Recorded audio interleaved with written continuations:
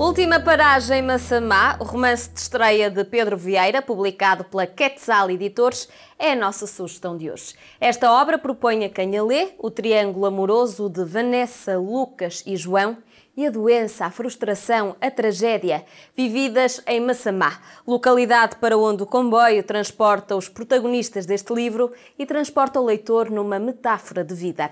Ao longo da obra é feito o paralelismo deste enredo com o Império Romano. Quando fui desafiado a escrever o livro, foi isso que se passou, e fui privilegiado nesse sentido, eu decidi que queria contar não só algo que estivesse perto do meu universo e das minhas vivências, como também uma história de gente comum, de gente com quem nos cruzamos todos os dias, que estão connosco nos transportes públicos, nos serviços ou em qualquer outro sítio onde nós vamos, no espaço público, nomeadamente na região de Lisboa, que é onde eu vivo, e quis que fossem pessoas prováveis, ao contrário de personagens improváveis.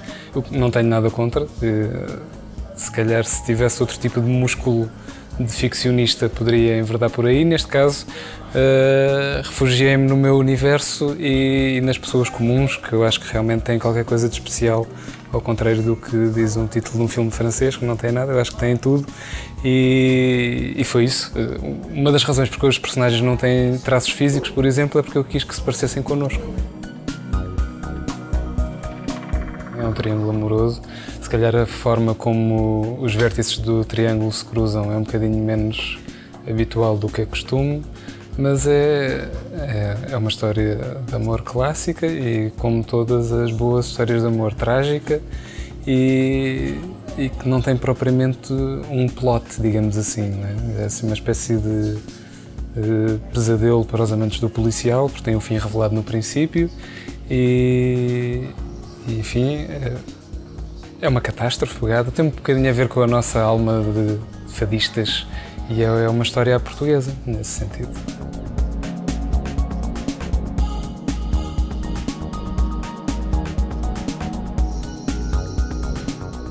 A primeira coisa, parece uma piada, mas quando decidi mesmo avançar para o livro, o exercício que eu fiz foi pensar como é que eu vou enfiar uma coisa do Império Romano numa história contemporânea, porque é uma época que eu gosto muito e que leio um bocado sobre ela.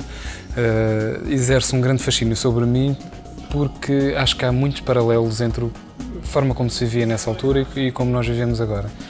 Com as diferenças da tecnologia, acho eu, sobretudo, porque em termos de dinâmicas pessoais, políticas, sociais, acho que há grandes semelhanças. É um universo que me interessa muito.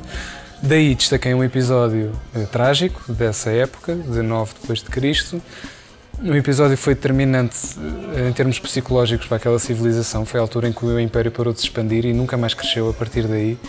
E foi uma catástrofe militar que depois foi uma psicose coletiva e também uma catástrofe individual, no caso da pessoa que liderava essas legiões, que decidiu tirar a própria vida depois de ver que tinha fracassado na sua missão. E foi esse paralelo que eu quis fazer entre essas duas figuras, uma há 2000 anos atrás e uma agora. Não é só questão do meio de transporte, não é? É o tipo de cosmos que há dentro desses locais e o tipo de vivência que se antecipa quando nós estamos neles. Porque nós não sabemos à partida, ou não sabemos quase nada sobre o que se passa com as pessoas que estão à nossa volta nesse contexto. Mas é um exercício que eu gosto muito de fazer, é especular em volta disso. Quem é, porque é que entrou, porque é que saiu. E de facto, nas nossas vidas comuns também, isso acontece muito. Temos pessoas que vão e vêm, outras que permanecem e pessoas que nos despedaçam também de alguma maneira e com as quais nós sofremos um embate. E sem querer ser demasiado gráfico, é um pouco isso que acontece com as minhas personagens, nomeadamente com a personagem feminina. Quem me conhece minimamente sabe que há uma série de coisas minhas nesse livro e daí ter-me sentido um bocado exposto quando se avançou para a publicação do livro, porque há muito meu, expressões idiomáticas, assuntos que me interessam e é de facto fácil identificar-me aí. Não é uma daquelas narrativas em que se sai completamente fora do universo do autor e em que se criam aqueles enredos e aquelas teias complicadíssimas dos Tolkiens ou de romances históricos ou de ficções contemporâneas, mas que estão totalmente ausentes da vida do autor. No meu caso não foi isso que aconteceu.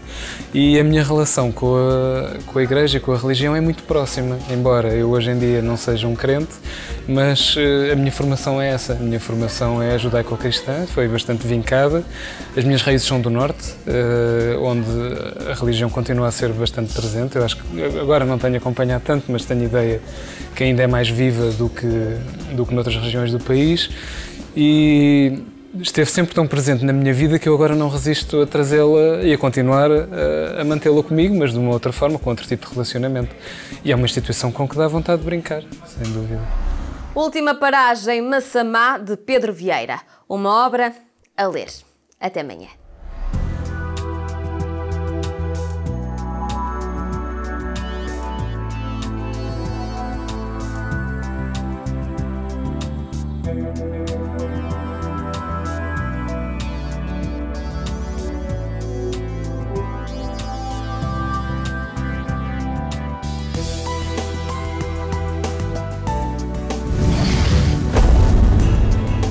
Programa apoiado pelo Plano Nacional de Leitura.